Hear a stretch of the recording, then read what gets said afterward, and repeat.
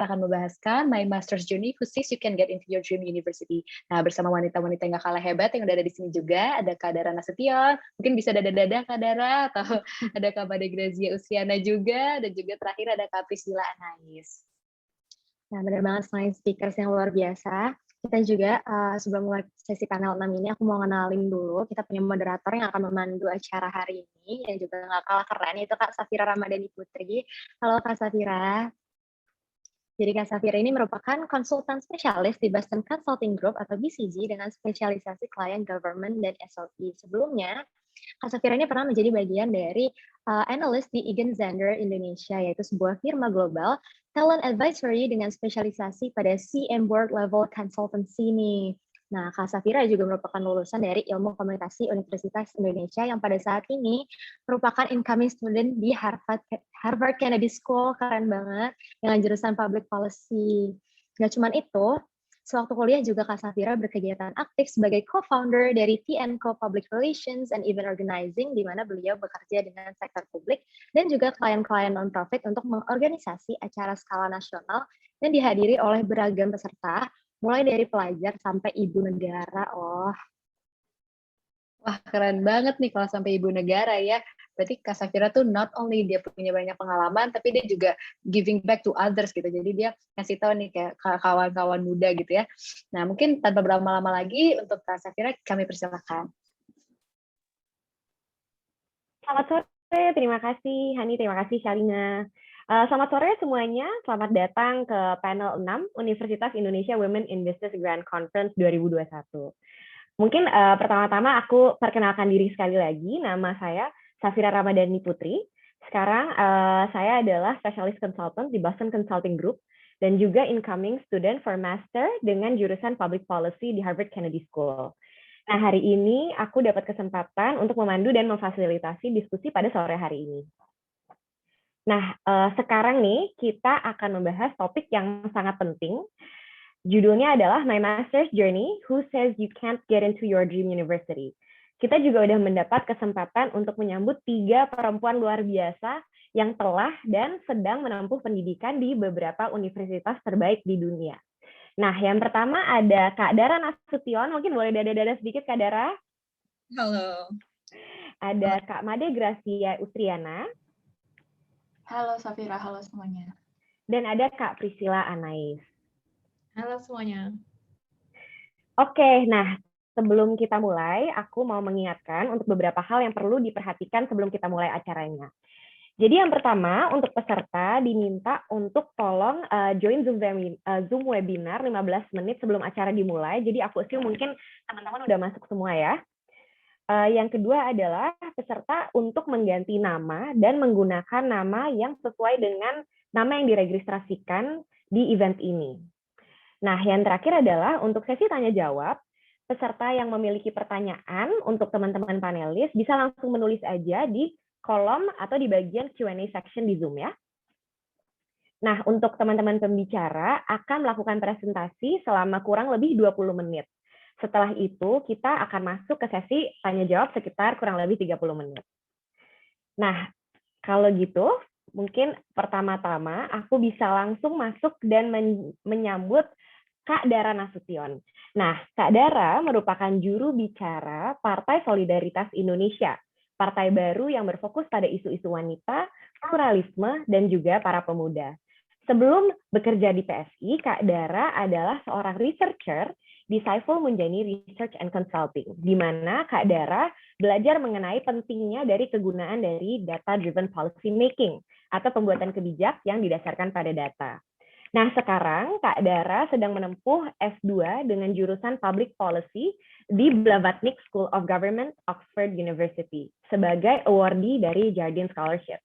Nah, sebelum kita mulai, mungkin kita langsung sambut saja Kak Dara, waktu dan tempat kami persilahkan. Thank you, Safira. Terima kasih semuanya ya buat perkenalannya. Jadi senang sekali di sini ada Mbak Priscilla dan Mbak Grazia juga yang akan sharing bareng-bareng ke teman-teman soal our master degree. Jadi langsung aja ya, karena juga ada batas waktu. Jadi I will present my slide. Next.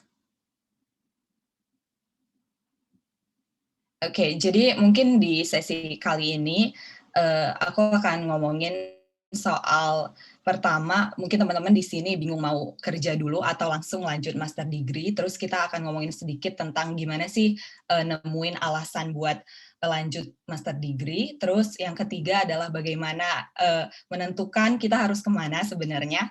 Dan yang keempat, aku akan cerita soal kualifikasi apa sih yang akan diperlukan kalau teman-teman memang pengen lanjut ke sekolah di luar negeri, khususnya di UK, because aku daftarnya kemarin di UK. Dan yang kelima, mungkin aku akan cerita sedikit soal learning process sebagai mahasiswa S2 angkatan Corona. So, langsung aja kita dive in.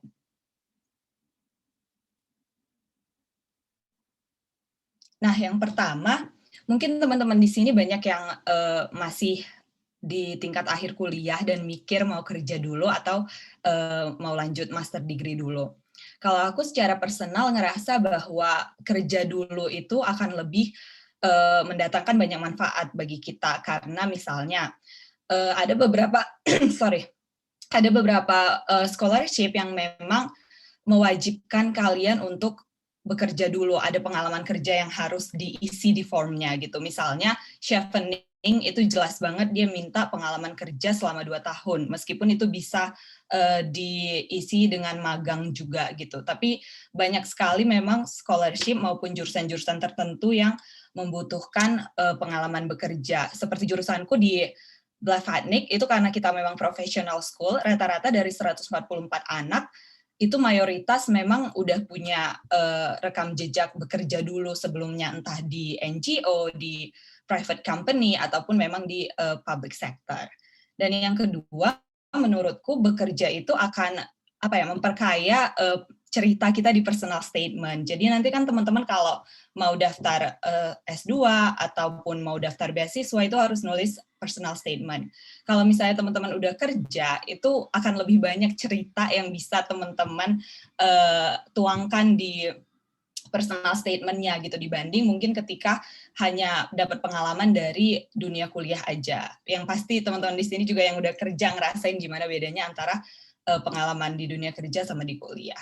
Dan yang ketiga, ini yang paling pragmatis, menurutku kerja itu akan memungkinkan teman-teman untuk nabung dulu, karena persiapan untuk S2 itu banyak biayanya, dan kadang-kadang buat sebagian orang itu relatively mahal. Teman-teman harus mungkin les dulu untuk IELTS-nya supaya skornya dapat nilai tertentu, ataupun mungkin teman-teman harus ngumpulin uang untuk biaya pendaftaran ke beberapa kampus dan sebagainya. Jadi kalau misalnya teman-teman kerja dulu, itu akan bikin teman-teman ada modalnya gitu untuk persiapan S2.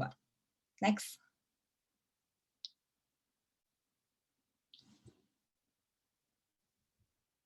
Nah, terus ini sekarang kita ngomongin kenapa sih harus S2 gitu kan.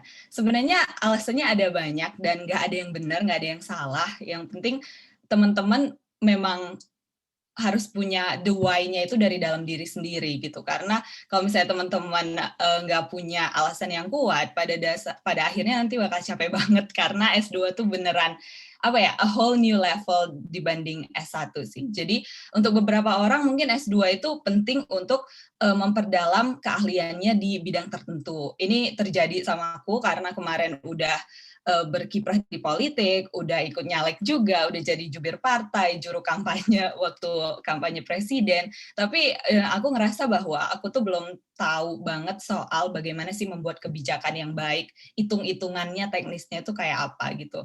Kayak aku mungkin punya pengalaman di grassroots, tapi aku nggak tahu theoretical framework-nya. Dan aku merasa S2 akan nutupin gap itu gitu. Jadi itu bisa jadi salah satu why.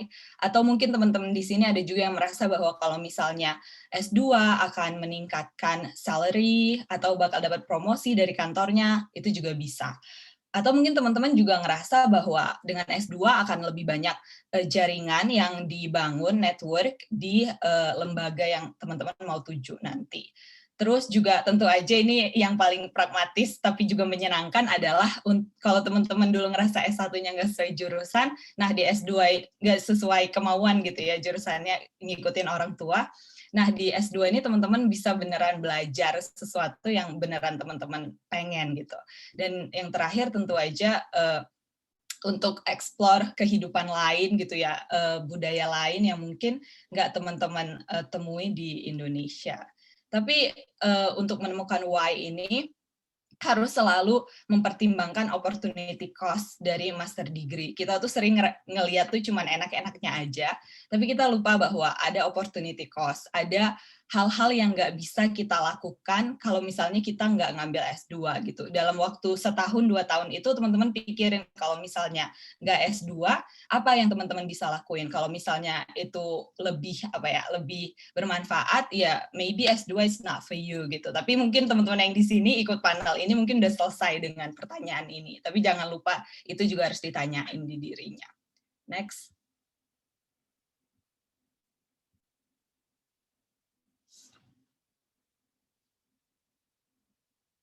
Oke, ini kita mulai ngomongin sesuatu yang lebih teknis lagi.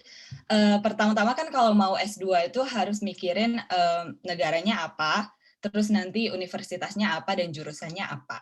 Kalau dalam mempertimbangkan negara, menurut dari pengalamanku sih ada 3 variabel ya yang harus ditentukan, yaitu tentang durasi belajar. Rata-rata kalau misalnya S2 di UK, itu S2-nya cuman 1 tahun, tapi kalau teman-teman ke US itu 2 tahun. Nah, teman-teman pertimbangkan aja apakah durasi 1 tahun, 2 tahun itu ngefek nggak ke karirnya gitu. Kalau aku personally, kemarin milih di UK karena memang karirnya di politik, jadi nggak bisa terlalu lama untuk ninggalin Indonesia dan nggak in touch sama Indonesia, jadi aku merasa bahwa oke, 1 tahun itu lebih tepat karena abis itu aku bisa langsung balik lagi ke Indonesia. Terus juga soal series 5 and culture. Jadi ini aku beneran ngerasain. Aku kan daftar di LSE juga dan di Oxford dan Cambridge dan keterima. Tapi memang ngerasain bahwa culture dan vibe dari 3 kota itu beda banget gitu. Kalau di London itu tuh lebih city vibe, sementara kalau di Oxford dan Cambridge itu lebih lebih country vibe, desa gitu. Jadi teman-teman harus mikirin itu juga karena itu akan berdampak pada aktivitas apa yang teman-teman bisa lakuin di luar kuliah gitu. Jadi kalau Oxford dan Cambridge itu beneran isinya kota pelajar, jadi ya aktivitasnya akan aktivitas belajar gitu di luar belajar juga paling orang ke perpus dan debat di Oxford Union gitu-gitu. Tapi kalau di London mungkin lebih banyak pilihan entertainment-nya. Disesuaikan aja sama diri masing-masing. Terus juga yang terakhir adalah living cost. Buat sebagian orang ini matters karena mungkin beasiswanya nggak cover semua, jadi teman-teman harus beneran ngitung living cost di negara atau kota tersebut. Next. Nah, terus kalau misalnya udah menentukan tuh ya negaranya mau di mana, mungkin teman-teman juga bisa menentukan selanjutnya adalah university atau majornya mau di mana. Cara yang paling tradisional biasanya memang kita itu menentukannya dari ranking universities and majors-nya dari institusi yang kredibel juga gitu. Misalnya QS University yang sering jadi rujukan orang-orang.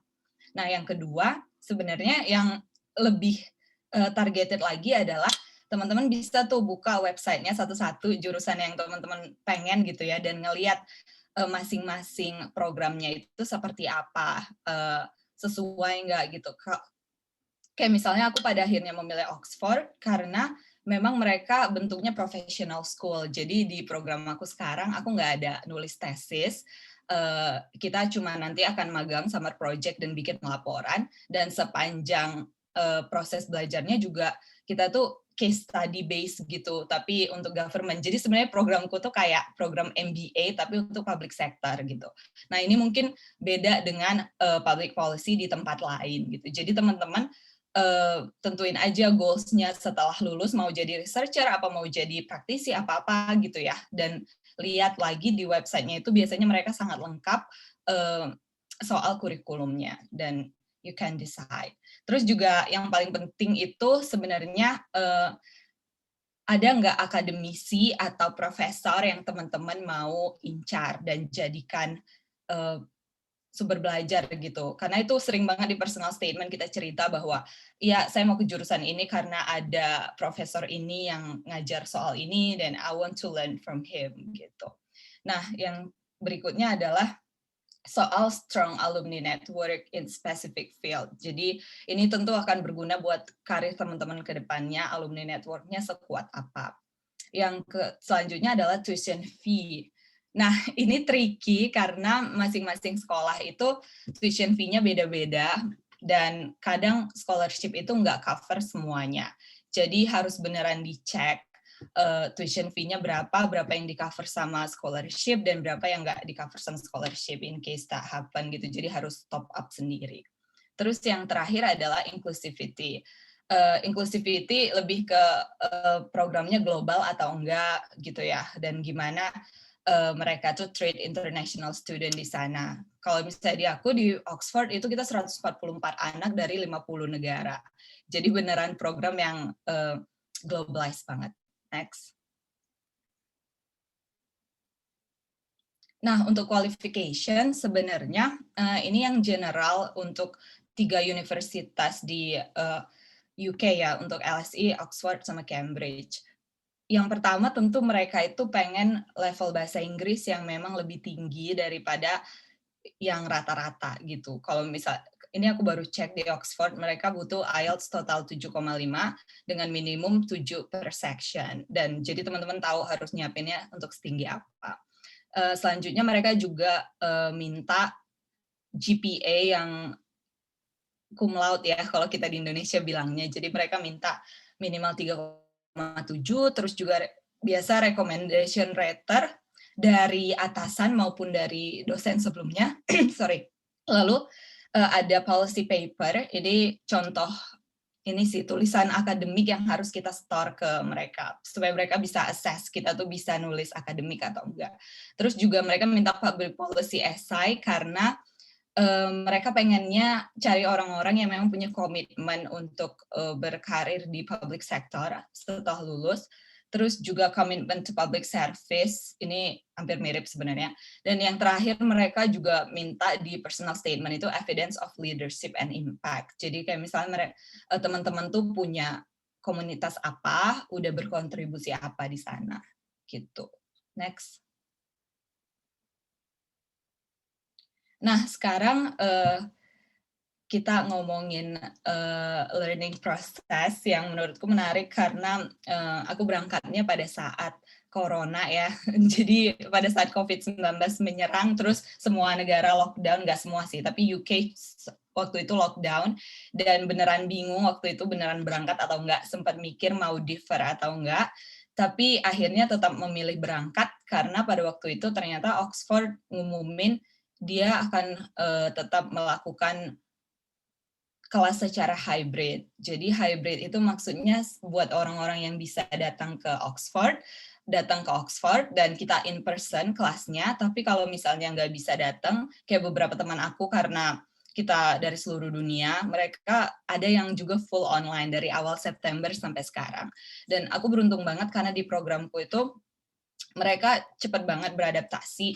Jadi kayak satu contoh aja gimana supaya kita bisa tetap in person, itu mereka bela-belain ngebagi kuota anak-anaknya jadi 4 kelompok setiap hari, dan 4 kelompok itu sekitar 20 orang dimasukin ke kelas auditorium yang gede banget supaya tetap berjarak, pakai masker semua. Terus itu ruangannya udah punya multimedia, kamera, segala penjuru gitu ya. Terus udah kayak gitu, ya udah kita belajar aja, dan abis itu kuota berikutnya masuk. Jadi dosennya itu harus ngajar 4 kali per hari untuk mata kuliah yang sama supaya kita bisa tetap berlangsung gitu in person teaching-nya. Jadi beneran itu butuh dedikasi juga dari university-nya, dan sebaiknya kalau teman-teman memang ragu ditanyain aja soal ini, karena to be honest belajar dari Zoom sama belajar in person itu beda banget. Kita lockdown semua itu di Januari, itu baru kita selama 3 bulan memang Zoom terus, dan itu beneran gak seseru dan juga ngerasa gak banyak belajar dibanding ketika kita in person. Tapi habis itu udah in person lagi sampai sekarang. Dan selanjutnya juga mungkin yang sering jadi culture shock adalah learning approach-nya beda banget dibanding gimana kita belajar dulu di Indonesia. Jadi kalau di UK, itu mereka sangat menekankan perlunya critical thinking gitu ya. Dan lebih kepada gimana kamu bisa kamu baca tuh, tapi bukan cuma merangkum, tapi kamu mesti bisa sampai level mengkritisi si bahan bacaan itu, dan nulisnya memang harus beneran oke, nggak plagiat dan lain-lain. Dan itu agak beda sih dengan approach di Indonesia yang selama ini mungkin kita ujiannya lebih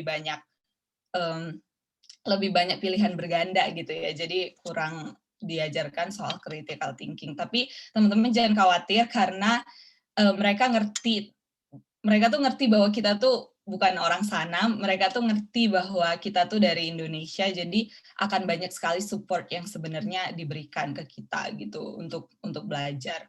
Terus juga di UK itu terkenal banget dia anti-grade inflation, dalam artian dia tuh nggak akan kasih nilai kayak 90, 95, tapi di UK itu kalau teman-teman dapat 70 aja tuh artinya udah bagus banget gitu. Jadi kita pertama-tama nyampe sini itu essay paper semua nilainya kayak cuma 68, 67. Kita kira kalau pakai standar Indonesia itu kan aduh, gue tiba-tiba gimana nih, apa jadi nggak ngerti apa gimana, tapi ternyata memang mereka tuh anti-grade inflation beneran rigorous banget penilaiannya. Jadi jangan kaget kalau misalnya nanti ada yang berangkat dan oke, kamu cuma dapat 65, itu sebenarnya udah bagus gitu di sini.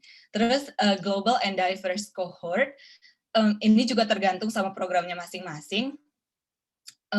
Di aku kebetulan itu yang terjadi, dan itu menarik banget karena kalau ada apapun di negara ini yang terjadi, teman-teman tinggal tanya aja sama classmate-nya untuk dia jelasin, dan menurutku itu bikin kita lebih terbuka dan lebih ngelihat dunia itu dengan cara berbeda gitu, karena selama ini mungkin kita ngelihatnya cuma dari media, but when you talk with people yang ada di sana itu beneran beda sih perspektifnya gitu.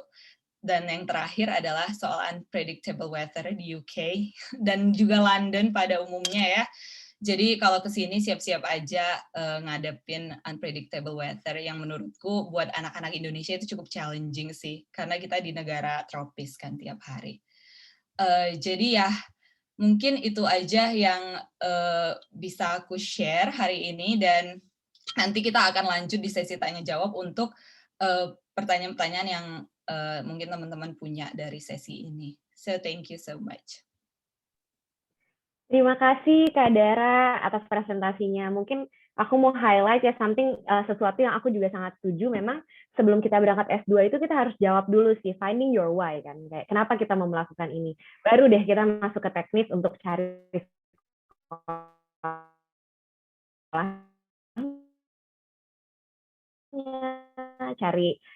negara dan pertanyaan. Jangan lupa untuk langsung submit melalui Q&A box di dalam Zoom. Jadi nanti bisa dijawab oleh teman-teman panel di akhir sesi ya. Oke, selanjutnya untuk speaker kedua kita, mungkin kita bisa sambut Kak Made Grazia Ustriana. Nah, Kak Made ini adalah alumni Fakultas Hukum Universitas Indonesia yang lulus dengan predikat cum laude, yang kemudian memulai karirnya di salah satu firma hukum terbesar di Indonesia, yaitu studinya ke Harvard Law School, salah satu sekolah hukum terbaik di dunia tentunya. Nah, setelah lulus pada tahun 2018, sekarang Kak Grazia bekerja sebagai foreign attorney di Nishimura & Asahi, yang base-nya di Singapura ya. Kak Grazia juga mendirikan semua sekolah, organisasi yang bertujuan untuk membantu mendanai dan membimbing mahasiswi-mahasiswi yang berkuliah di Bali. Nah, tanpa berlama-lama lagi, mungkin kita bisa langsung Kak Grazia, waktu dan tempat kami persilahkan. Oke, thank you Safira, thank you Dara. Jadi aku udah prepare slide sebenarnya yang ternyata more or less sudah di cover sama Dara, dan semuanya aku agree gitu.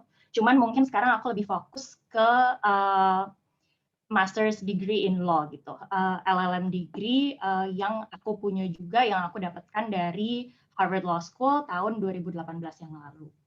Jadi pertanyaan besarnya adalah, does everyone need one? Either it is a master's degree in law or master's degree in anything gitu ya. Dan jawabannya dari penjelasan Dara tadi adalah enggak. Nah, kenapa enggak buat semuanya? Oke, let's discuss this. Boleh next? Oke, ini cuman my background aja. Kita boleh next lagi. These are the things that I want to discuss today. So pertama, kenapa sih kita harus ambil master's degree or why not? Terus gimana cara choose the program and prepare for a master's study?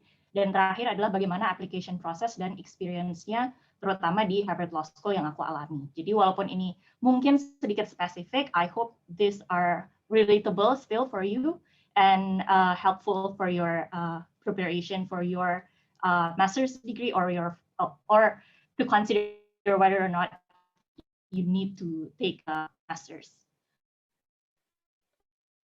Oke, next.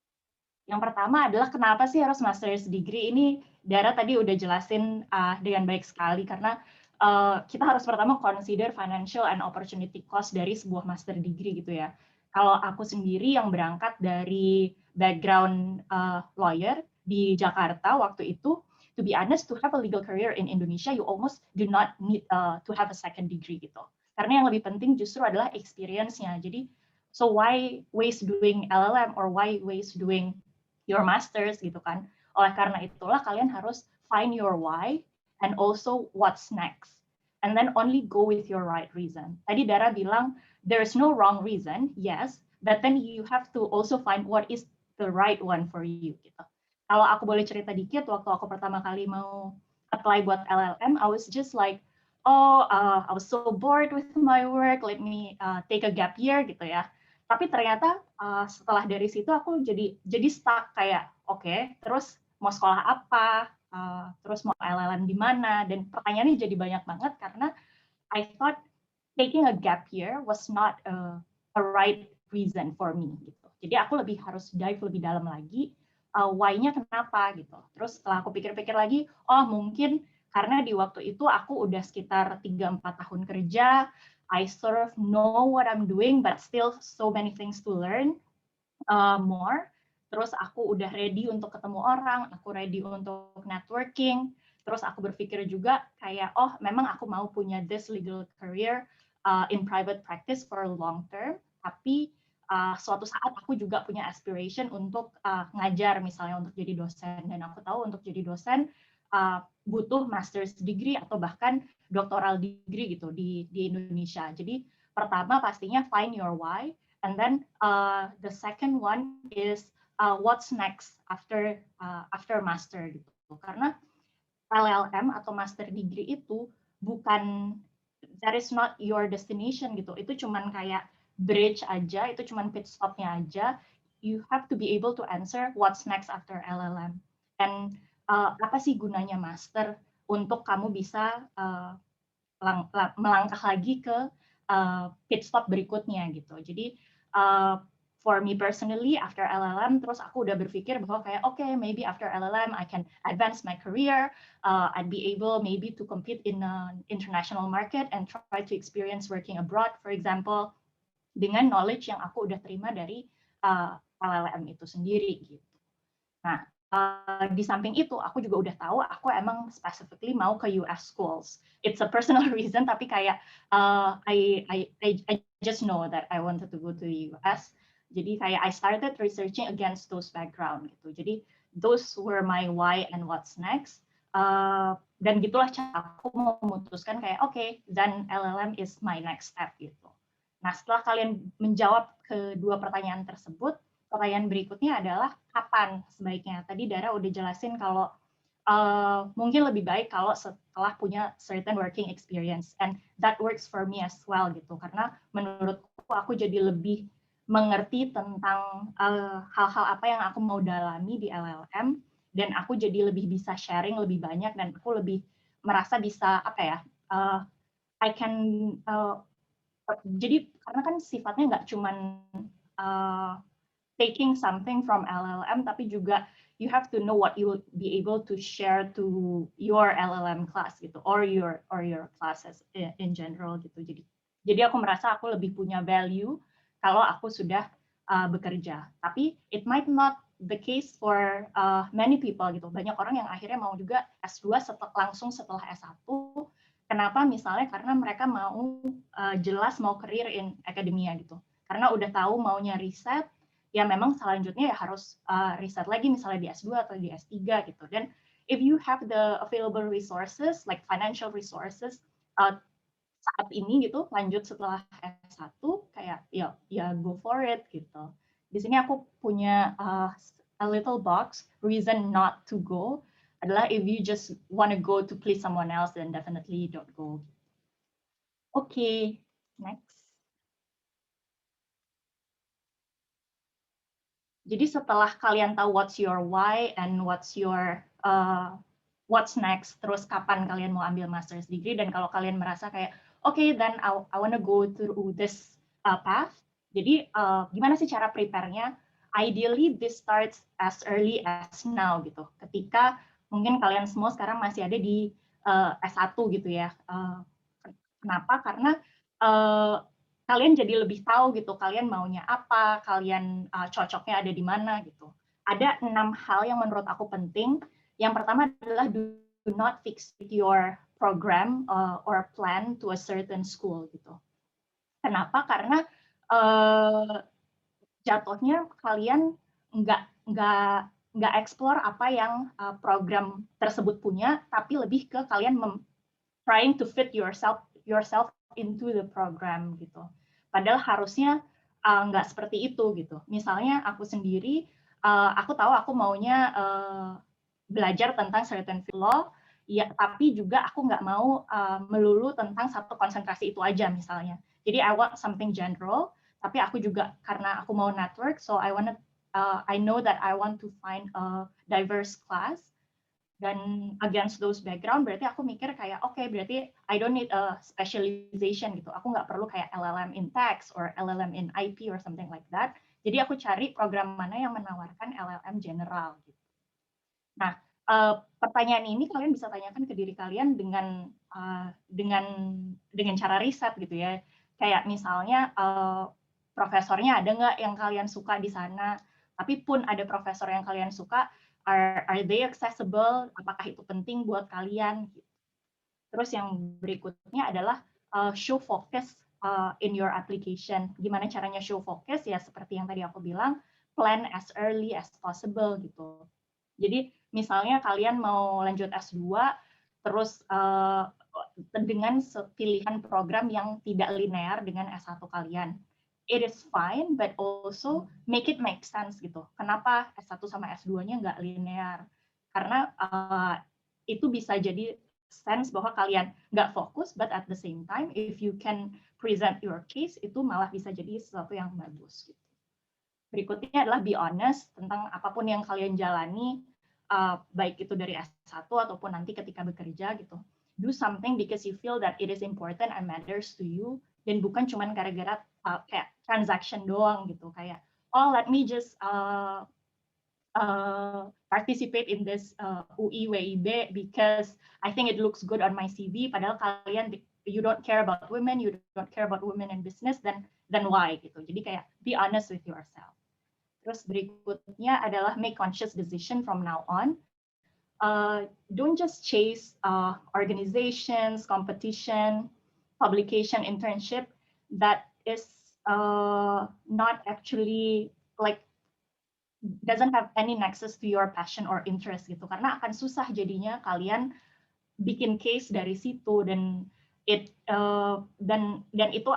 will show gitu kalau kalian cuman trying to create a persona to be able to fit into certain program, but instead why not find your honest interest and then start from there gitu. Terus berikutnya adalah focus on the things that you can control.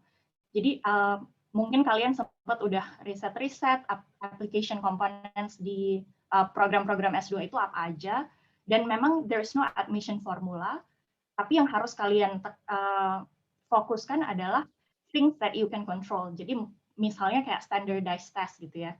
Misalnya IELTS atau TOEFL. Kalau misalnya Harvard Law School mintanya 100 skor 100 di TOEFL IBT. Tapi nilai 100 itu kan sebenarnya 100 out of 120. Jadi why stop at 100 and not at 120 gitu. Kalau kamu bisa maximize di standardized test, then it might look good on your application. Begitu juga dengan GPA misalnya, if you can get a straight A, then go for it gitu.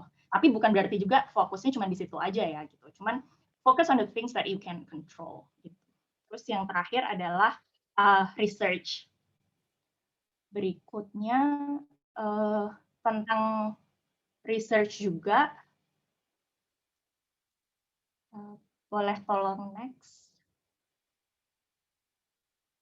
Oke.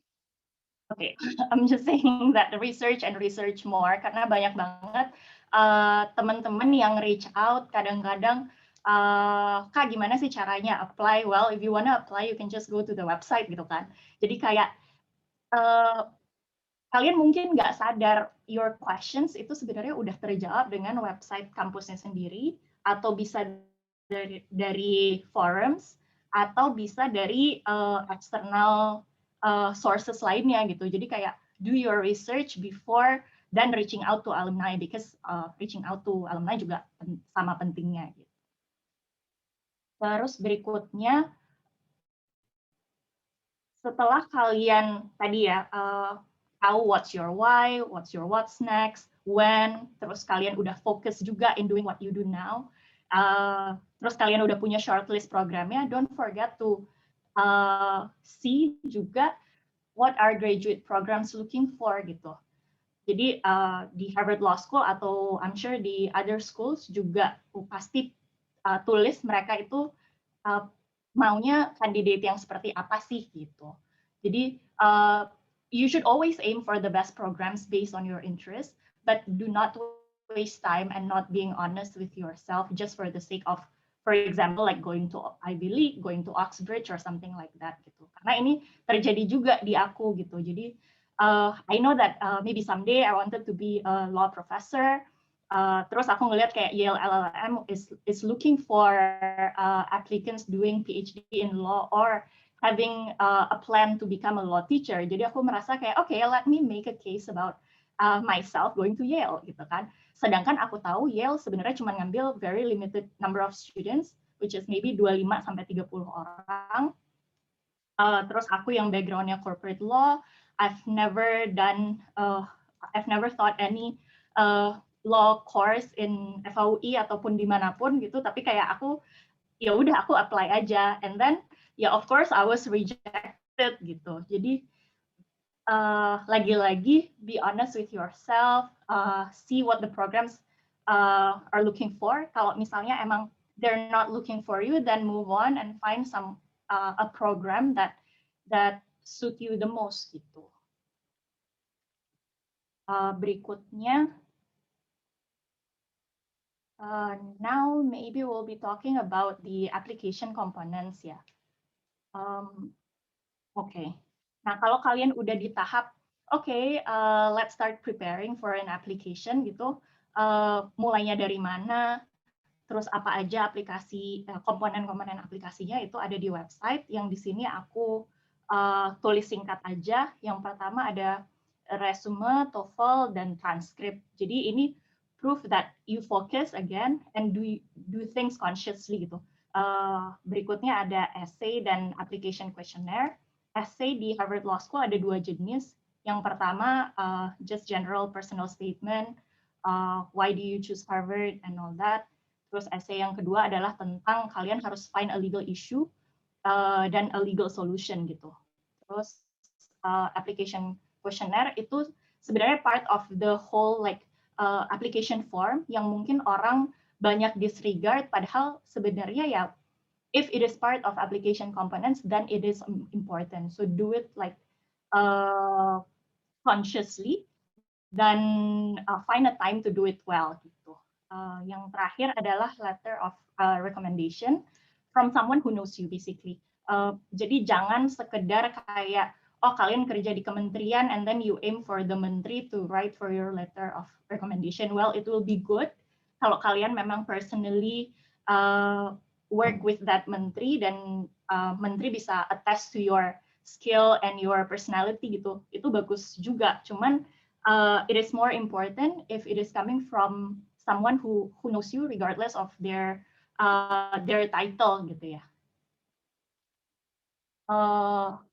Berikutnya, specifically for HLS LLM, aku dari waktu apply juga banyak mitos. Apakah harus valedictorian? Apakah harus cum laude? Apakah harus multi-talented? Do you have to be polyglot? You have to speak like how many, like 5 languages?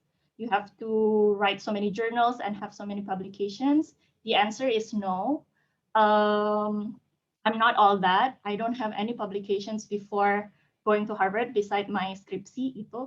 Jadi there's no one single admission formula. There's no single profile that they're looking for. Iya, banyak teman-temanku yang polyglot, banyak teman-temanku yang di kelas yang bisa play so many musical instruments, athletes and everything. Tapi at the same time, bukan itu gitu loh yang mereka cari. Yang mereka cari adalah interesting person aja, and there's dan nggak ada orang yang sama gitu. Jadi kayak it could be my profile in my year, but the next year it could be someone else gitu yang completely different than my profile. Jadi jangan cuma ngelihat oh alumni dari program A itu seperti si X gitu, and then you try to polish yourself and you try to create this persona of X.1 yang mungkin itu jadinya nggak terlihat sincere dan honest gitu. Berikutnya, just sharing about my HLS experience. So basically HLS gave me whatever that I expected and more. Aku mau network di HLS ada, aku mau learning about so many different subjects di HLS berikan itu. Jadi I'm glad that I took that path. Dan akhirnya sekarang HLS led me to my career in Singapore now gitu. Mungkin yang mau aku tekankan yang banyak orang tanya tentang imposter syndrome gitu. You just don't feel good enough walaupun kalian udah diterima misalnya di certain school. Just know that this is the same feeling for everyone. Jadi you're normal, dan once you're in or once you get to where you wanted to get to, that means you deserve to be there. Ingat aja itu gitu. Jadi jangan larut ke perasaan kayak I'm not good enough. Mungkin just few things to wrap up. Terakhir, maybe consider this sebelum kalian akhirnya memutuskan mau S2 atau enggak. Yang pertama adalah diversity if it is important to you gitu. Seperti yang Dara bilang tadi, kalau programnya dia sangat diverse, begitu juga dengan programku dari 180 siswa, we are coming from 65 different countries, so it is really a very diverse cohort, and it was important to me, jadi itu salah satu nilai plus. Terus untuk school atau program itu sendiri, mereka akan lihat holistic review gitu. They don't just see your standardized test or GPA, for example, but they will see everything, all the application components gitu. They will see if you fit into their program juga gitu. They will prefer students obviously whose experience and interest complement to their focus. Seperti ceritaku tentang Yale tadi, mungkin I don't complement enough, jadi that's why they rejected me, and it is fine.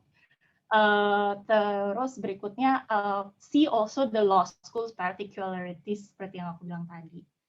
Terus, do not pursue graduate degree for the sake of going, always make conscious decision, there is no ideal criteria, and ya terakhir mungkin don't be afraid juga to seek help. Kalian bisa reach out ke aku kalau mau tanya-tanya kebetulan tentang HLS LLM, and hopefully I can help. Itu aja sih, thank you. Thank you, Kak Grazia, for your presentation. Aku juga agree sih, a few things yang aku dengar, mungkin echoing dari Kak Dara juga sebelumnya, memang Kak Dara dan Kak Grazia sama-sama bilang kan, sebenarnya emang harus find your why kan. Dan aku agree, it's very important sebelum kamu mulai ke detail cari sekolahnya dan what you wanna do. Mungkin dari poinnya Kak Grazia ya, ada 2 hal lagi nih yang menurut aku penting banget. Yang kedua adalah always be honest ya, karena waktu aku apply kemarin juga aku jangan pernah fokus ke kayak fitting yourself in the school, tapi lebih tepatnya sebenarnya apakah sekolah ini cocok buat aku gitu kan. That's the thing you need to ask yourself. Dan yang terakhir mungkin harus semua ingat adalah pada akhirnya nggak ada ideal kriteria juga kok, so just be yourself. Oke, terima kasih Kak Dara, Kak Grazia. Nah, yang terakhir kita bisa sambut pembicara terakhir kita, Kak Priscilla Anais. Nah, Kak Priscilla merupakan AVP, Associate Vice President of Product di Tokopedia. Sebelum Tokopedia, Kak Priscilla pernah bekerja sebagai konsultan manajemen di Epicurny, di mana Kak Priscilla bekerja sama dengan klien untuk mendorong perkembangan berkelanjutan dan transformatif.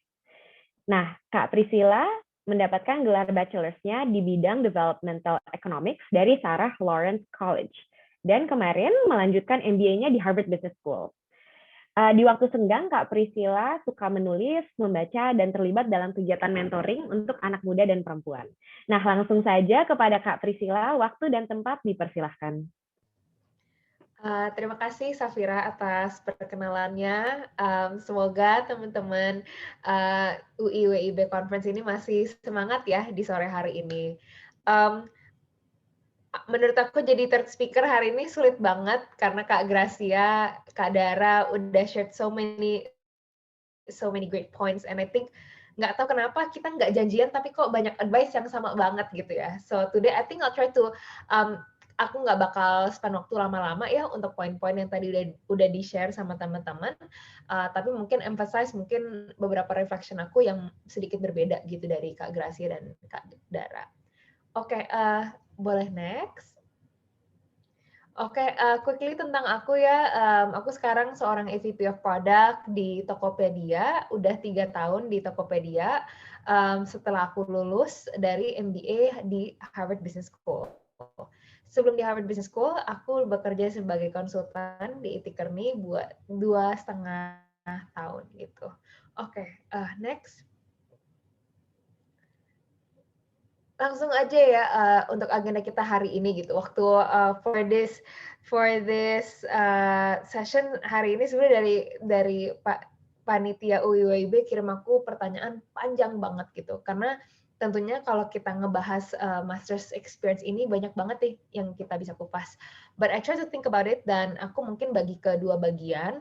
Bagian pertama mungkin sharingnya aku lebih fokus ke my experience and like my reasons. I personally think MBA or any master's journey itu personal banget ya. Moga-moga you guys got that from sharingnya Kak Dara dan Kak Grazia. Everybody has different aspirations and a master's fit in very differently into people's different career paths and different career aspirations.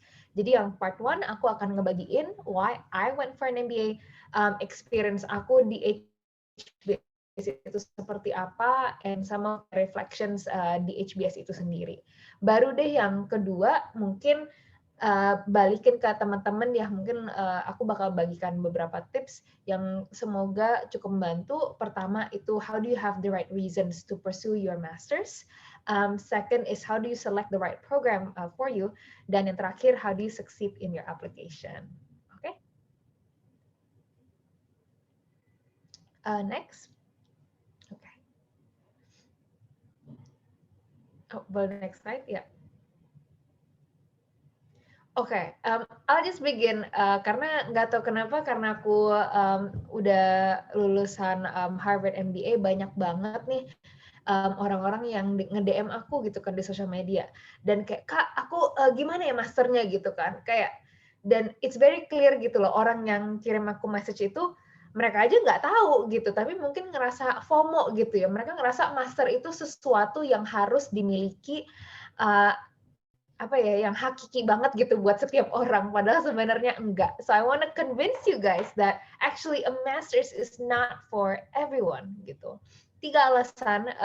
Pertama, masters itu mahal teman-teman, dan nggak cuman itu. Kalau if you do a masters, at least most masters degree itu 2 tahun ya, you're gonna give up opportunity cost in your career path. Itu 2 tahun di mana kamu nggak berkarir, kamu resumenya nggak dapat promosi, nggak dapat pengalaman, nggak dapat gaji gitu.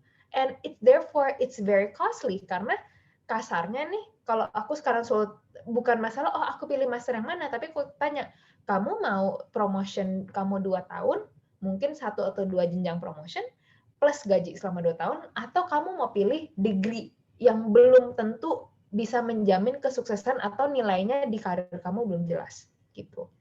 Which brings me to my second point, ROI atau return on investment master's degree ini balik lagi ke karir kamu sendiri gitu. Salah banget ya teman-teman kalau kalian berasumsi, oh aku punya master's degree, therefore it's gonna justify me having a higher salary when I come back to Indonesia. Absolutely not true at all gitu loh. Nggak ada employer yang akan membayar gaji lebih just because they see a master's degree. Bahkan very often in my team di Tokopedia, master itu hampir, sorry banget, tapi hampir jarang nge-justify senior role di Tokopedia gitu. Karena a master's degree does not teach you anything about leadership. Kalau kamu nggak pernah manage orang, tetap aja akan sulit untuk aku menempatkan kamu di tempat di mana kamu tiba-tiba manage 2-3 orang gitu. It's gonna be very shocking and you're still not qualified to do it. Jadi masih banyak hal yang kamu harus tetap belajar on the job gitu. Tentunya different careers really need a master's degree. Kayak contohnya Kak Gracia, itu kan when you're talking about law, you really need like a master's degree.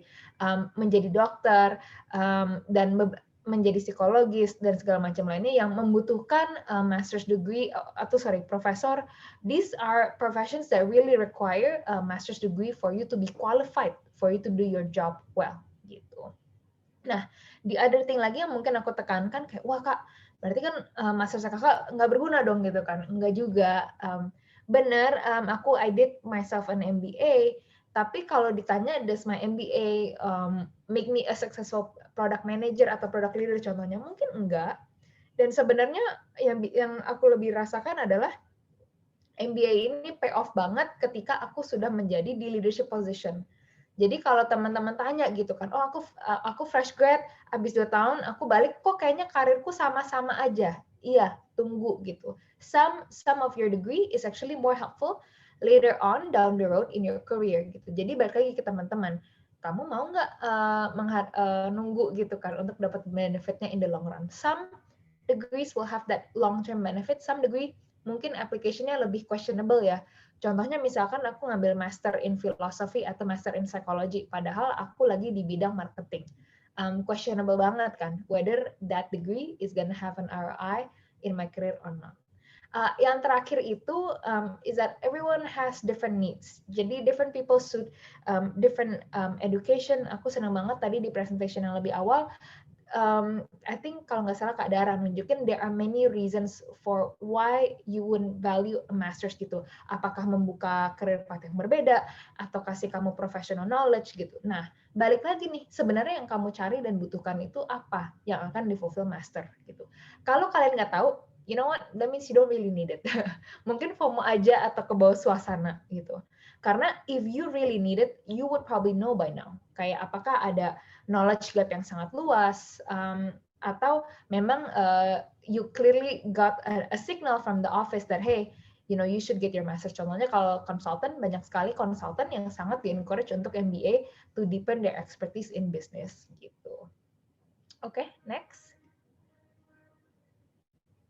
Oke, ini my personal reasons for my MBA. Pertama, degree-nya really suited my career. Jadi majority of consultants are really encouraged to take an MBA. Namanya juga konsultan bisnis, Masters of Business Administration would make us even more valuable.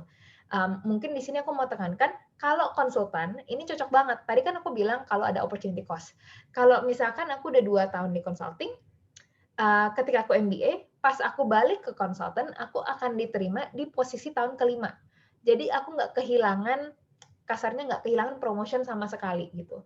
This is not true for many jobs out there gitu loh. Nggak kayak consulting, makanya kalau buat aku nggak 2 kali mikir. Kedua, aku juga I had financial support. Beasiswanya bukan cuman aku beruntung sekali dapat beasiswa dari LPDP, tapi aku juga bahkan punya beasiswa dari kantor. Jadi nggak perlu mikirin tentang kos gitu. Of course, I still had a few savings ya. Aku harus menggunakan tabunganku untuk personal cost, tapi lumayan banget nggak perlu mikirin majority of the tuition cost gitu. Dan yang terakhir, my then boyfriend, waktu itu pacar, sekarang udah jadi suami ya. Waktu itu dia sendiri udah MBA, jadi sebenarnya partly ya, I mean, you know, in life you have personal situations kan.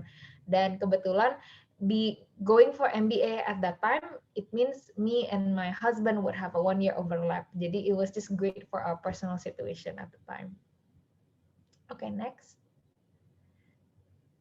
Oke, kalau ini aku jarang banget punya kesempatan untuk ngobrol sedikit ya. Harvard Business School tuh kayak apa sih? Wah, banyak banget A sampai Z. Harvard Business School tentunya sangat-sangat challenging, sangat demanding, dan seru banget.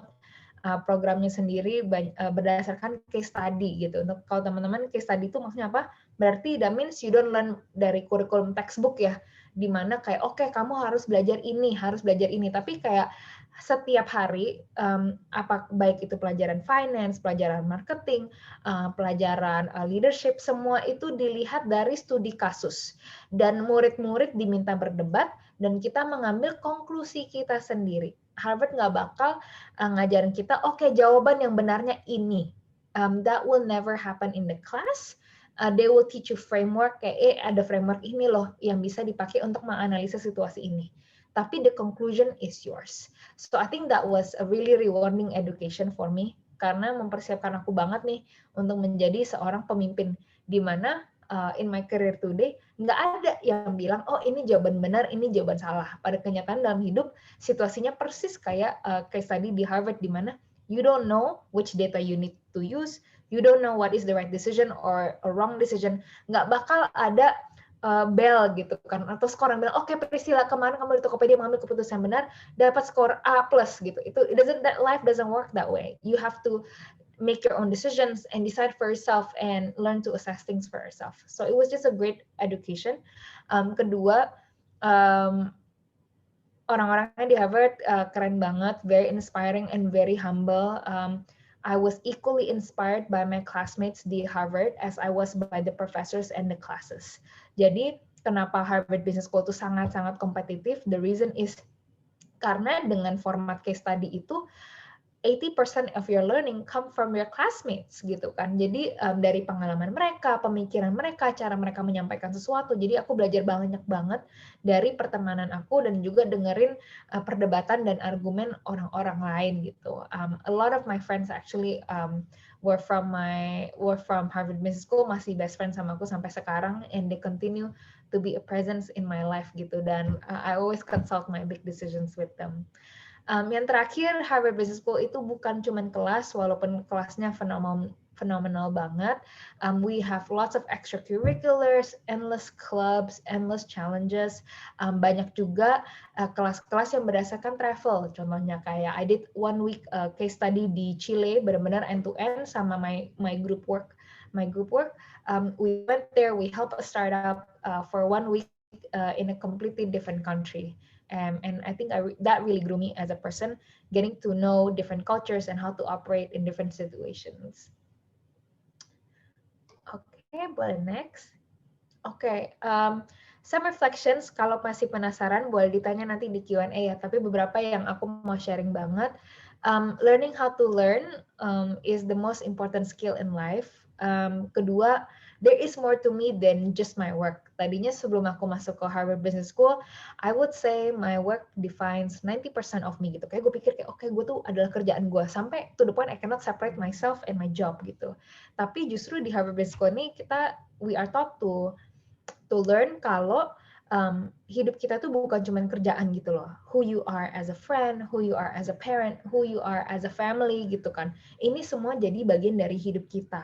Dan sukses itu bukan cuma sukses dalam karir, tapi sukses dalam hidup gitu. Jadi profound banget ya, ini kayak, loh kok ini bisnisku kok mengajarkan seperti itu ya, tapi that's the learning that I got. Aku juga, it teaches me to have a long-term view on career and in life, jangan short term, jangan optimizing buat gaji 6 bulan ke depan, tapi really plan my career in like a 10-year, 20-year, 30-year horizon, and focus on learning and focus on values and the person that I want to be.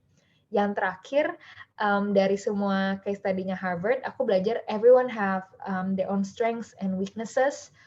There are many successful leaders. There are many ways of being success. Ada sukses yang berdasarkan uang, ada sukses yang berdasarkan performance, ada sukses yang berdasarkan kehidupan yang baik gitu loh. Jadi we learn to celebrate that diversity and respect different versions of success. Gitu. Oke. Next.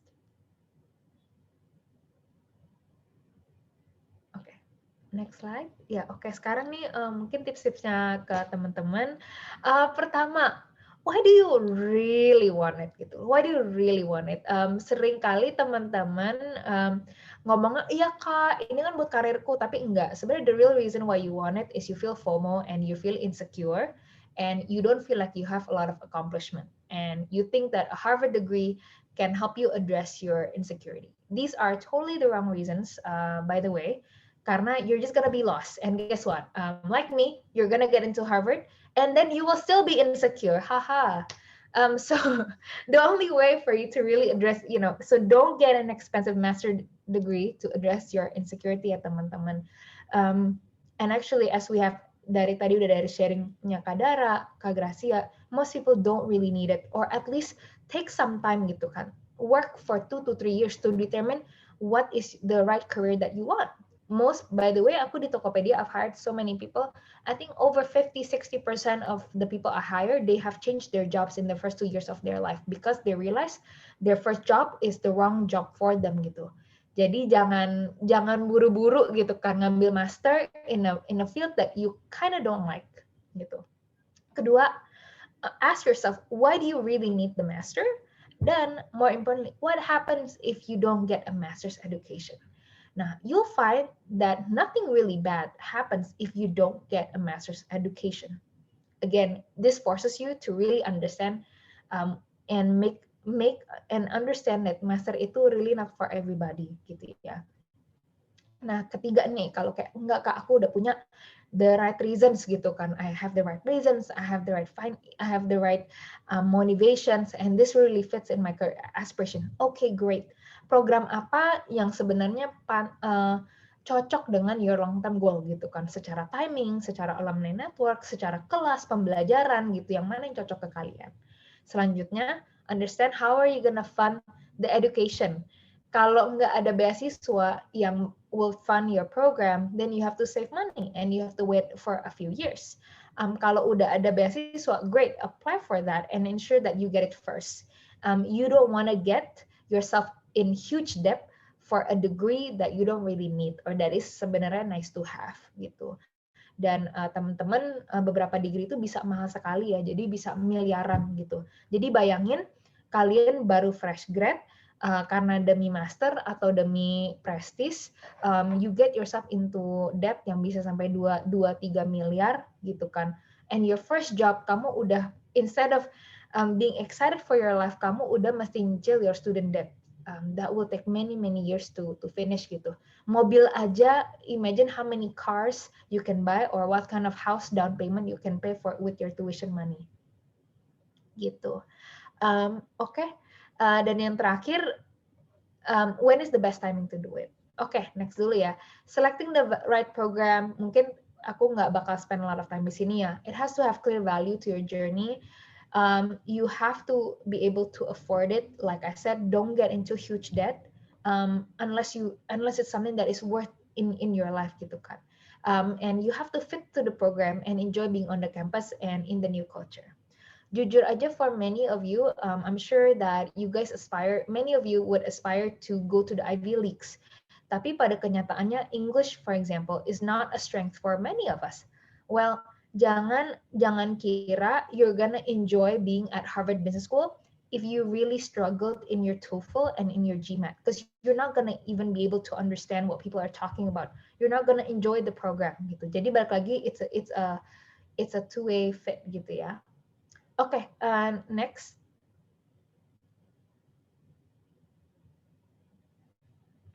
Oke. Mungkin ini my quick application process. You guys can screenshot this if you want.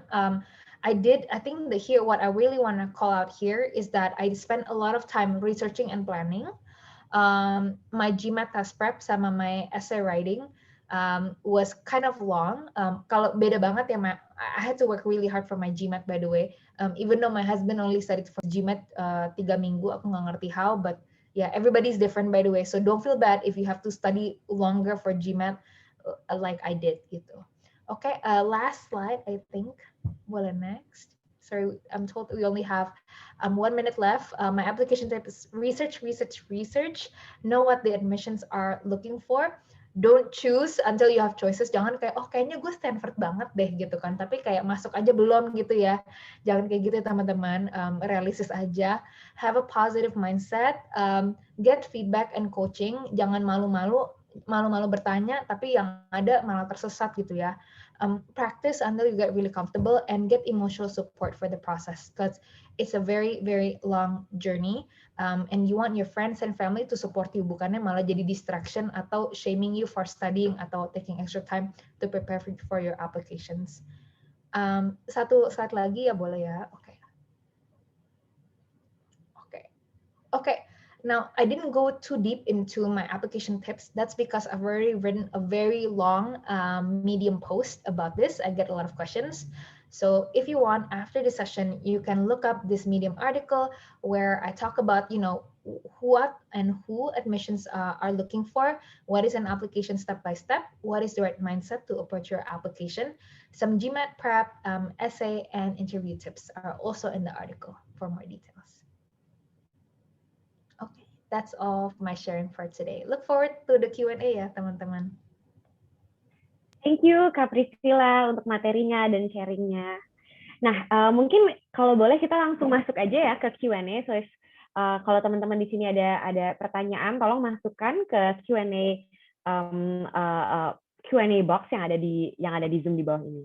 Nah, jadi let's start the Q&A session karena ada keterbatasan waktu dan pertanyaan yang masuk ke kita ini udah banyak banget. Jadi what I will do adalah aku akan memilih beberapa pertanyaan dan nanti aku akan address ya. Ini pertanyaannya untuk siapa dan kalau misalnya pertanyaannya untuk semuanya, nanti kita take turns aja untuk siapa yang jawab. Oke, let me start. Yang pertama adalah pertanyaan specifically untuk Kak Dara dari Arita. Question to Kak Dara, any tips for tweaking your critical thinking abilities, especially when it comes to critical essay and article review? Penanyanya, Arita ini adalah a transfer student from Indonesia to one of the university in the UK. And she thinks that she still found critical essay somewhat scary and intimidating. Nah, mungkin any tips would be super helpful from from Kak Dara for Arita. Silahkan Kak Dara kalau mau dimulai. Thank you Arita buat question-nya. Ya itu juga terjadi ya sama aku, kayak it's so intimidating harus criticizing people's work. Tapi sebenarnya tips pertama yang pengen aku tekanin adalah kita harus confident dulu, dalam artian kalau di Indonesia itu memang kan misalnya kita baca siapa Gramsci, terus kita tuh ngerasa oke, Gramsci dia bener banget karena dia scholar yang begitu gitu kan, udah sangat terkenal. Tapi kalau di sini tuh benar-benar ditekanin you have to be in a same level with Gramsci misalnya gitu loh, dan untuk bisa ngerasa di situ kan kamu juga harus baca yang banyak gitu kan, dan confident itu yang harus dimulai dulu gitu. Jadi kamu tuh jangan inferior di hadapan scholar yang punya karya-karya banyak, tapi treat your own self as a person yang juga punya kemampuan berpikir yang sama dengan mereka gitu. That's how you can be confident to start criticizing them. Yang kedua tentu aja banyak baca, tapi aku menyarankan jangan cuma baca karya mereka, tapi juga kamu harus baca the people's review about their work gitu ya, karena itu akan spark ideas buat kamu gitu, dan kamu juga akan ngelihat orang-orang tuh ngekritiknya pakai framework apa. Terus yang ketiga, kalau kamu udah melakukan itu sering-sering, then you can see the pattern how people criticize other people work, gimana mereka cara appreciate, dan itu lama-lama semakin kamu juga belajar dengan framework kamu sendiri, kamu juga lama-lama juga akan bisa menerapkan itu gitu. Dan emang nggak ada sih hal lain selain practice makes perfect. Jadi ya memang harus dilatih terus. Dan aku juga mau bilang bahwa di kampus-kampus di luar negeri ya, mereka akan punya support yang oke banget untuk itu. Jadi kayak di kampusku, kita sebenarnya buat anak-anak internasional itu kita dibimbing lagi untuk menulis akademik, develop critical thinking, dan lain-lain. Dan biasanya setiap kampus tuh ada gitu. Jadi if you feel like you need it, just contact your program and ask for it. Jadi jangan malu, jangan minder untuk, kayak tadi aku juga dengar dari kakak-kakak, jangan malu untuk seeking help if you need that gitu ya. Jangan sok tahu, tapi ya kalau misalnya butuh bantuan, just contact your program for that. Thank you. Semoga menjawab. Thank you Kak Dara for sharing. Oke, aku lanjut ke pertanyaan berikutnya. Ini untuk semua panelis dari Sasha. Nah, pertanyaannya adalah, if we want to pursue a master's degree because we feel stuck in our current job, misalnya not given room to grow, lacking clarity of career development in the company. Nah, would the panelists be able to share apakah would this be a good reason to pursue a master's degree? Nah, mungkin kita mulai dari Kak Grazia dulu. Oke. Sebenarnya the person who can answer this is yourself gitu ya, Sasha. Karena it might not be a good enough reason for me, tapi mungkin it works for you gitu. Kalau kamu merasa sekarang you're stuck in your current job, but then you don't need the salary to keep you, you don't need your salary to like make ends meet gitu. Ya, go for masters, explore yourself, maybe that works for you. Tapi buat orang misalnya yang rely on salary, dan kalau alasannya cuman mau explore, dan seperti yang tadi Priscilla atau Dara juga bilang, masters did not guarantee anything, even bigger salary, admission to any other big companies, itu kayak buat aku pribadi it's not a good enough reason, but it might be different for Sasha dan yang lain sih.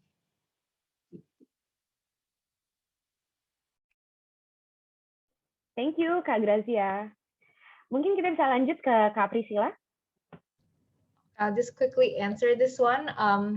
For me, this is a very strong opinion, but I don't think that's a good enough reason. As you said, sebagai product manager, kita harus berangkat dari user problem statement, and your problem statement is that you feel stuck in your job. So master could be an answer, but it's not the only answer, right? You need to find out more. So if you feel stuck in your current job, what you should be doing is actually exploring other alternative jobs. Nah, kalau bingung mulai dari mana, I think master should be the last thing on your mind. Master should be something that you really need and require. But for people who are feeling stuck in their job or not inspired, I have 2 tips. Pertama, in your life, think about who do you feel quote unquote jealous of gitu kan. Kayak misalkan, oh gue kayaknya jealous sama temen gue di marketing ya, kayaknya their job sounds very exciting. Or gue jealous sama temen gue di engineering, atau di public communications, atau di public policy gitu loh. Like actually dig deeper, because that, quote unquote jealousy might be showing you that you actually have an interest or passion in that area. I think the second tips that I have for you is actually to have coffee chat. Misalkan once you have, misalkan ada 4 atau 5 gitu loh, potential roles that you're interested in exploring, try to connect with your friends who are in those areas, learn more about the job, learn more whether a master's degree would help you. I think most of them would say no. They will just tell you to apply and or get an online course and really study hard for the interview gitu. I think that's my quick tip. Thank you Kak Priscilla. Mungkin bisa langsung ke Kak Dara. Ya, aku nggak akan ngulang karena aku setuju banget sama poin yang udah diutarakan. Tapi menurutku it's not a good reason to pursue something just because you feel stuck, karena kalau kamu stuck di situ, jangan-jangan di S2 kamu akan stuck juga gitu, dan itu nggak bagus vibe-nya, kayak escape from something yang kamu nggak suka kan. Jadi tanya lagi aja ke dirinya sebenarnya beneran mau S2 apa ya, kayak kata Kak Priscilla mau changing career path gitu. Thank you Kak Dara, thank you Kak Gracian, thank you Kak Priscilla untuk menjawab pertanyaan dari Sasha tadi ya.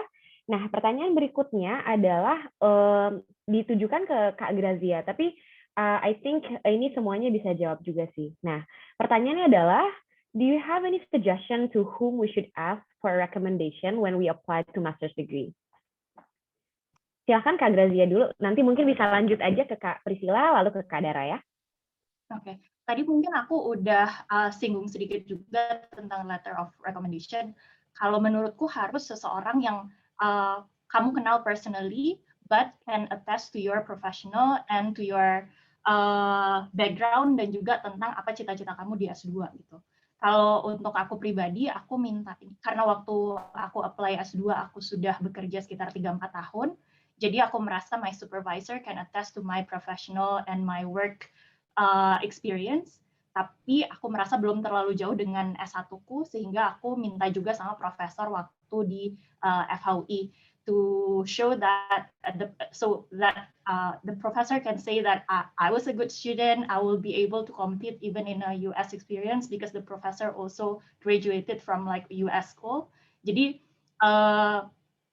kamu harus bisa pikirin siapa yang kenal kamu dan bisa attest to whatever that things that you need to support in your application.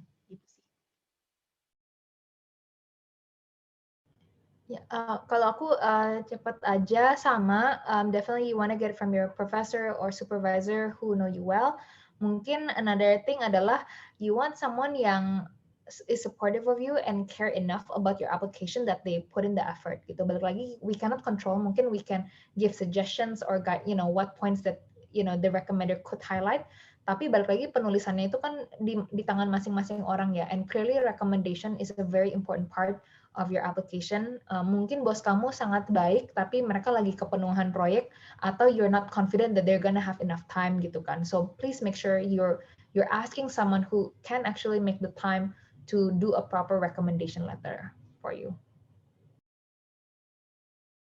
Ya, kalau aku nambahin aja, please check to the website of your program ataupun beasiswa, karena mereka biasanya minta sangat spesifik apakah mereka maunya akademisi atau kombinasi dari akademisi dan atasan kamu, atau mereka maunya professional recommendation dua-duanya. Jadi make sure kayak kamu beneran fulfill that condition. Dan satu lagi, aku sering banget juga ditanyain karena aku di public sector, kayak Kak gimana sih caranya dapat rekomendasi dari menteri? It doesn't matter ya teman-teman, tadi juga udah disinggung, bukan soal menteri-menteriannya, tapi orang-orang yang minimal punya interaksi ke kamu 6 bulan, karena di personal statement biasanya mereka harus cerita mereka udah kenal kamu selama apa and how deep that relationship is gitu. Thank you Kak Gracia, Kak Priscilla, Kak Dara for the answer. Kita lanjut ke pertanyaan berikutnya, ada dari Adenia, ditujukan untuk Kak Priscilla. Nah, untuk Kak Priscilla, gimana caranya meyakinkan diri sendiri bahwa bisa dan mampu untuk S2? Gimana sih caranya kita tahu master, padahal kita tahu bahwa master nggak bisa menjaminkan apa-apa dalam karir. Nah, pada saat itu untuk Kak Priscilla, apa sih dasar utama Kak Priscilla waktu menentukan untuk melanjutkan S2? Thank you banget for the question ya. Yakin mampu atau enggak, jujur nggak yakin. Tapi kan mulai aja dulu gitu ya. Mungkin frame of mind-nya bukan mulai dari keraguan, tapi mulai dari keinginan dan usaha gitu. Kalau kata suamiku yang he's truly my number one cheerleader throughout this whole process, dia bilang, coba aja dulu gitu kan. Emang kalau ditolak terus so what? Nggak ada yang bakal tahu dan nggak ada yang bakal komplain juga kan gitu. Dan pada kenyataannya, while I was accepted at Harvard Business School, I was actually rejected by a few schools and I was a bit disappointed juga gitu kan. So, but it doesn't matter in the end. Yang penting berkeinginan dan usaha sebaik-baiknya gitu. Kalau memang kita udah maksimal dan nggak dapat, berarti belum berjodoh, atau bahkan you can apply the next time again gitu. Kalau untuk reasonnya aku buat S2 tadi udah aku jabarin ya. I think it's both sangat complementary to my career, dan juga I had the right funding, dan secara personal life juga emang lagi cocok banget aja sih timingnya untuk aku S2 waktu itu. Thank you, Kak Priscilla. Let's move on dari pertanyaan dari Adi Nuring Tias. Untuk semua panelis, boleh cerita nggak gimana caranya, boleh ceritakan pengalaman kakak-kakak bersama supervisor secara personal dan profesional. Gimana caranya menjaga circle yang tepat agar bisa tetap survive jadi diri yang sustainable ya, secara personal ataupun profesional. Mungkin kita mulai dari Kak Dara dulu, lalu Kak Grazia, habis itu bisa ke Kak Priscilla. Sorry, ini maksudnya supervisor di S2 atau di sebelumnya ya? Kayaknya refer to untuk nanti recommendation letter ya, gimana cara menjaga pengalaman dengan supervisor secara personal dan profesional. Oke, ya, berarti yang previous ya.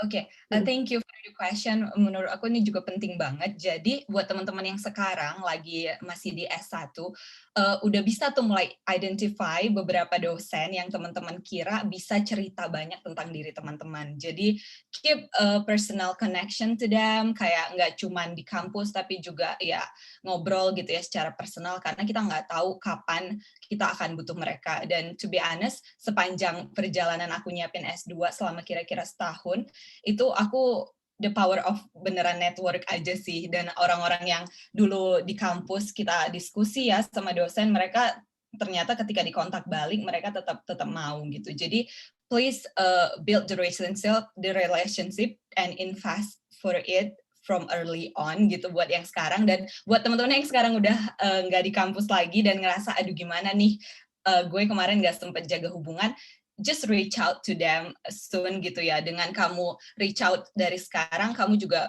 nggak dadakan gitu loh, nanti tiba-tiba pas kamu udah harus setor, kamu tiba-tiba baru nanya. Dan please respect their time, karena mereka kan pasti juga orang-orang yang sibuk banget gitu ya, yang udah banyak proyek dan segala macam. Jadi please jangan dadakan, itu satu. Yang kedua, please do your research tentang apa yang mau kamu lakukan soal S2 kamu gitu. Aku sering banget nanya, orang-orang tuh nanya pertanyaan yang basic banget sebenarnya ada di website gitu. Kamu bayangin kalau itu kamu lakukan ke orang-orang yang bakal jadi supervisor kamu, mereka juga pasti kan males gitu kan untuk ngebantuin, kayak you don't show your effort gitu. Jadi pesanku adalah buat teman-teman, kalau kamu memang pengen dibantuin, please show that kamu tuh pantas dibantuin gitu. Please show that you worth their time and energy, because mereka ya you compete with many priorities in their time gitu. Jadi itu sih tips dari aku. Tunjukin kamu pantas dibantu. Oke. Mungkin aku tambahin juga dari Dara. Kalau aku sendiri kebetulan yang memberikan aku letter of recommendations adalah both my professional mentor in my previous office dan my academic mentor gitu, my professor di FAUI. Jadi it wasn't a transaction that I meet them just for their letter of recommendation, but instead aku udah mulai hubungan itu dari waktu aku di kampus, dan ketika aku mulai kerja pun aku udah mulai hubungan itu. Jadi it was never about the LLM or the master in the first place gitu. Jadi mungkin harus diubah, jangan cuman find the person to tick your letter of recommendation or recommenders boxes, tapi instead make an honest connection with them. Dan kalau misalnya kamu akhirnya perlu recommender dan akhirnya mereka bisa memberikan itu untuk kamu, then it's good for you, but never do it as just part of a transaction. Kalau aku mungkin nambahin aja ya, echoing the same point, people can see through, jangan nyari kalau cuma lagi butuh gitu. Jadi kalau my personal experience, memang dengan profesor juga hubungannya udah cukup baik sih, even pas masih di kampus, aku aktif ke office hours gitu ya. Dan sama supervisor, kebetulan kalau pas aku masih konsultan, office-nya kecil, so we always work together. Jadi the supervisors ya, they really know what they're talking about gitu loh. Bisa ngomong, pengalaman present di project A, di project B, dan di project C. Mungkin untuk teman-teman pengen yang masih lagi bekerja dan kebetulan bakal mau minta recommendation dari supervisor, tipsnya aku, if you need to make more time with the supervisor, alasan yang bagus untuk spend more time with them is to actually get feedback gitu kan, what you've been doing well and what you can be doing better, biar at least you are top of their mind, sekaligus dapat feedback juga, sekaligus spend quality time juga gitu. Mereka bisa ngeliat kamu sebagai orang yang punya inisiatif dan mau belajar. Keep it professional gitu kan, selalu profesional. You don't have to be, I think banyak orang kayak, oh gue kan baik banget gitu, sering makan sama bos gue, tapi sebenarnya they don't know who you are as a professional. Nah, even if kalau kamu sering lunch bareng gitu kan, but they don't know who you are as a person, or you're not showing good professional growth at work, it's gonna still affect your recommendation letter gitu. Most people are not gonna say nice things about you, or even lie on your recommendation letter. They can't do that gitu. Jadi balik lagi, nunjukin what you're doing at work, and jangan lupa to advocate for your own projects. Namanya manusia mungkin sedikit lupa ya, project kamu setahun lalu atau 2 tahun lalu gitu. So you can always make a little note to remind your supervisor what you have done in the past. Thank you Kak Gracia, Kak Dara, dan Kak Priscilla. Mungkin kita lanjut ke pertanyaan berikutnya. Kita tinggal sekitar 10 menit lagi, so let's try to fit as much questions as we can. Nah, ada satu pertanyaan dari Sylvia untuk semua panelis. Ini kayak pertanyaannya, salah satu pertanyaan yang paling penting adalah, gimana sih caranya untuk find your why untuk saat memilih jurusan dan menentukan mau S2? Mungkin tadi banyak cara-cara masing-masing ya, maybe masing-masing bisa share gitu, like one big tip atau apa sih actionable plan-nya tuh kayak gimana? So mungkin kita bisa mulai dari Kak Priscilla, lalu Kak Gracia, terus ke Kak Dara, silahkan. Find your why is, personally I don't think you're gonna get it. Mungkin ada 2 cara ya, satu bersemedi and like just sit down and have a piece of paper, like what's your goal in the next 5 years and the next 10 years and the next 20 years. Sorry, 20 years mungkin udah jauh ya. Tapi find your why itu mungkin tipsnya di sini adalah it doesn't always have to be career. Jadi kalau tanya, oh 10 tahun dari sekarang aku mau di Facebook, ya bisa aja 10 tahun lagi Facebook udah nggak ada gitu kan. Mungkin the why, make your why something that you feel strongly about, tapi nggak harus terlalu spesifik gitu loh. You don't have to say, oh aku mau di company ini atau kerja di pekerjaan ini, tapi kayak, hey, I wanna devote my life to learn more or help this particular cause. Or kalau aku, mungkin my why was that, hey, I want to continue to grow as a professional and as an executive. Dan while I didn't know what image or industry I was going to be in, the image of me being an executive, especially at the business operations, was very clear in my head gitu kan. Jadi mungkin these visualization exercises can really help you find your why gitu, dan cari ketenangan sebisa mungkin, cut out all the noise, jangan dengerin apa kata orang tua atau kata teman atau apa yang lagi hot gitu ya, karena kalau bukan dari diri sendiri, you're just gonna live up to someone else's dream but not your own dream.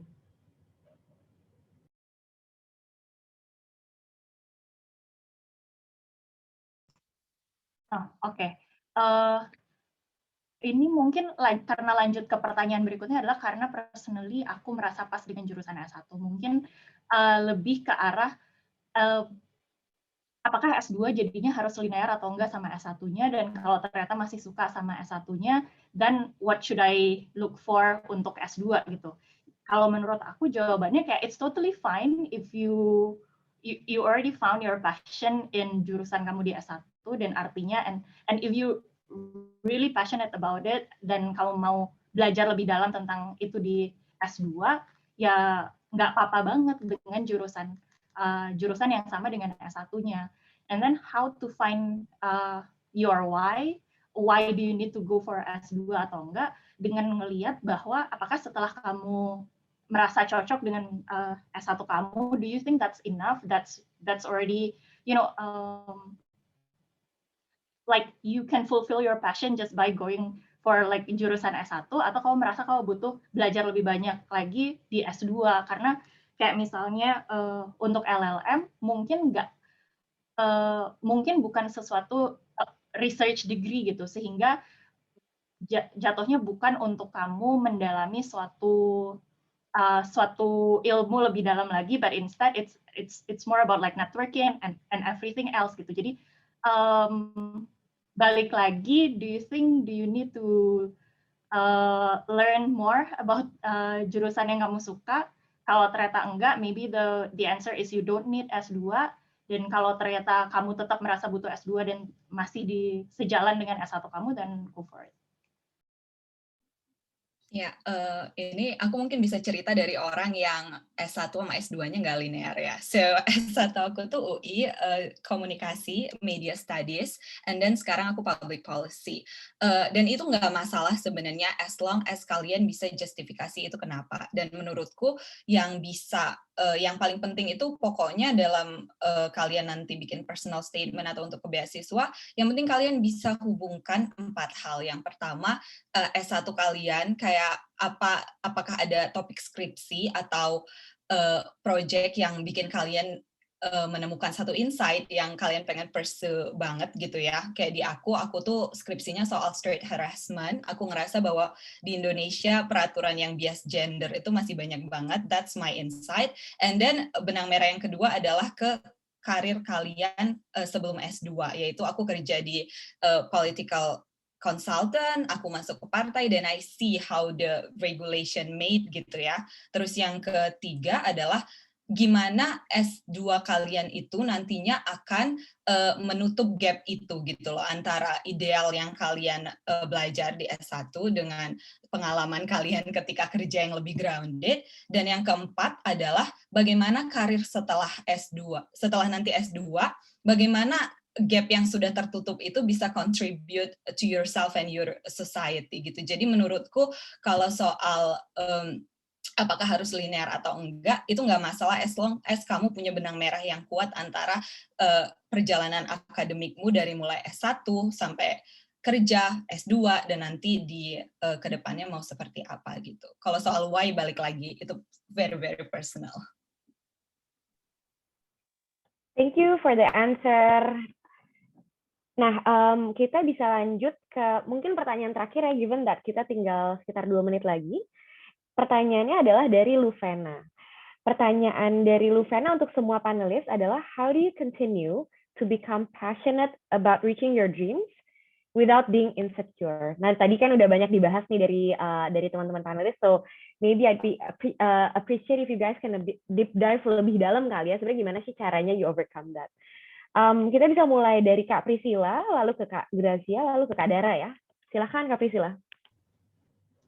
Okay, I think this is a very good question. I think insecurity is such a common issue, but not talked about enough. Yeah, I think by now I'm old. I feel really old, but now that I'm much older and I'm friends with so many successful people, gitu kan.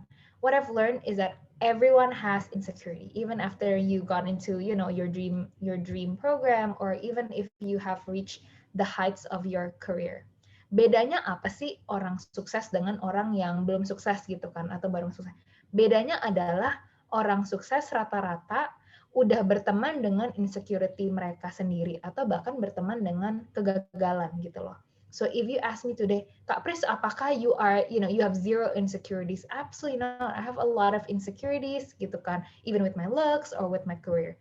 Tapi bedanya adalah I don't let that insecurity cripple me atau prevent me from pursuing my passion gitu kan. Balik lagi kayak insecurity is really human gitu kan. It's just us doubting, tapi don't let that voice take over your passion or take over your agenda or prevent you from applying yourself in your career or applying to your dream program gitu. Insecure boleh, tapi it really should just be less than 30 seconds in your day gitu kan. And it should use it to keep you humble and reflective daripada menjadi sebuah destructive force. Gitu. Mungkin dari Grazia sama Dara gimana? Aku setuju banget sama Priscilla. Dan kalau aku sendiri yang my insecurity itu lebih ke understanding that it's all just in my mind gitu, dan I would always try to find the source of that insecurities, dan usually it because of my lack of preparation. Jadi malah itu jawabannya ada di diri sendiri gitu, kayak misalnya kita mau exam and then I was insecure to not be able to like do well in my exam. Why I was insecure? Well, because I didn't prepare enough gitu. Jadi jawabannya gimana? Then I study more, and then setelah itu mungkin insecurity-nya bisa berkurang. Tapi kadang-kadang ya insecurity itu is something that you can't pinpoint source-nya dari mana. What you can do is just acknowledge that it's there and focus on the things that you can control. Thank you, mau ngelengkapin aja.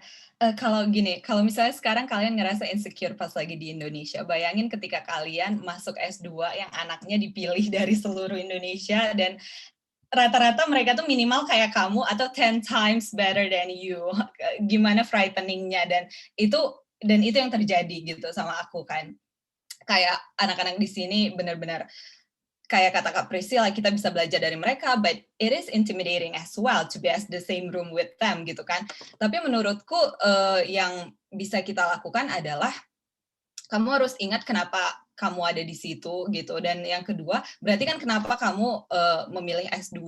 Itunya harus sudah clear banget goals-nya, apa yang why kamu tuh memang harus beneran datang dari kamu gitu. Jadi if you have that strong enough, then you know why you're there gitu, dan kamu bisa lebih fokus ya. Yang tips lebih praktikal adalah just write it down. Sumpah, aku tuh sering ngerasa kita tuh sering overwhelmed, sering ngerasa anxious, sering ngerasa apapun lah di kepala karena kepalanya kepenuhan gitu. So just take a piece of paper or apapun ya, kamu tulis aja what makes you so anxious and make a action plan about that. Dan kadang-kadang untuk beberapa insecurity nggak ada action plan-nya juga gitu. You just have to live with that sometimes. Dan tapi dengan kamu ngeluarin itu dari kepala kamu, itu akan bikin kamu ngerasa bahwa I have this list, dan ini yang bisa gue tackle, ini yang nggak bisa, dan I have to learn to live with this aspect, and that's it gitu. Jadi jangan biarin insecurities itu kayak muter-muter di kepala kamu dan